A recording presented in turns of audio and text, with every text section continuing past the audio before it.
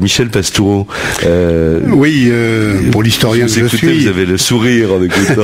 Oui, enfin c'est vrai que moi je m'intéresse aux cycles de longue durée, puisque je suis historien, et je sais que ces cycles de longue durée sont entrecoupés de cycles de courte durée, mais si aujourd'hui, la 8 février, nous descendions dans le métro et nous regardions dans un wagon qui porte du rouge sur lui, je crois que le résultat serait 0 voyageur sur la totalité du wagon. Il faut relativiser, bien sûr. Bien sûr. Alors, est-ce qu'il y a des objets pour daltoniens? Ça, c'est une question que j'ai pas posée, ça paraît provoquant comme ça. Mais on a Bernard au bout du fil. Bonjour Bernard. Bonjour. Alors dites-moi. Bonjour Jacques, bonjour à Monsieur Pastoureau. Dites-moi Bernard, vous nous appelez pour dire, vous êtes daltonien, donc, alors vous ne voyez pas ou vous ne voyez pas bien le rouge? Le problème c'est que, en fait, les daltoniens ils voient pas bien le rouge et c'est surtout au niveau des nuances. Et bon, un rouge éclatant, je veux le voir, mais c'est souvent... Vous le voyez ou vous l'interprétez, Bernard? Il va être disposé, si vous voulez. Vous le voyez ou vous l'interprétez, Bernard? On l'interprète et justement c'est presque schizophrénique parce qu'en fait on se demande quelle couleur on arrive à percevoir et c'est difficile à expliquer parce que on a du mal à expliquer qu'on voit pas.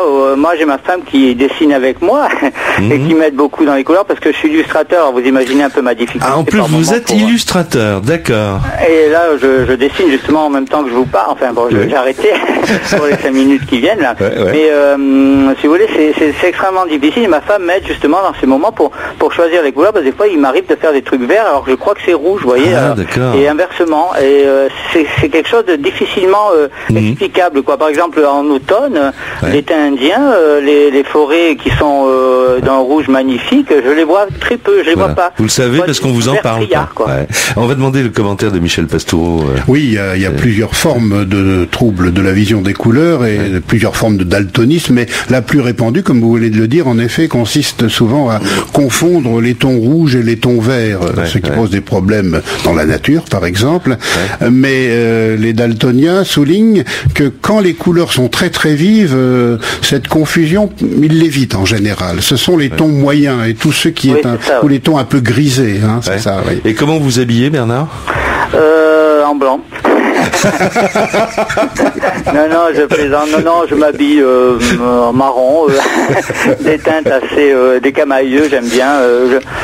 Tout ce qui est très vif, je porte pas trop. Mais...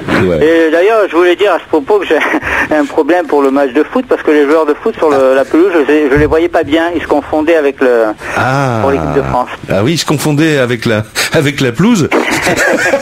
Non, je plaisante. Bien sûr, nous aussi. Il y avait beaucoup moi j'avais beaucoup d'amis qui étaient justement dans le domaine de l'art, qui étaient daltoniens.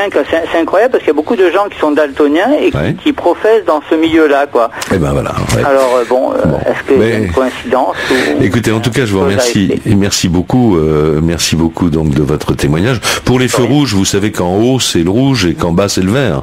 Quand vous êtes en voiture. Ah oui, je me repère grâce à ça d'ailleurs. Mais des fois, quand les feux, ils sont un peu...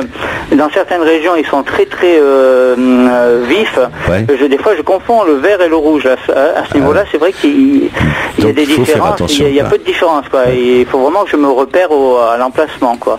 Alors bon, je peux rien y faire. Il paraît que c'est héréditaire. C'est par rapport à la maman qui transmet ce gène. Ah bon, ça transmet par les femmes. Très bien. Écoutez, merci beaucoup. Les femmes le sont très peu. Bon, je vous remercie beaucoup, mon cher Bernard. Merci, et continuez à bien travailler en écoutant la radio. Ok, sans problème. Je continue. Merci pour vos émissions. Elles sont super intéressantes. Merci. Bye bye. Au revoir. Au revoir.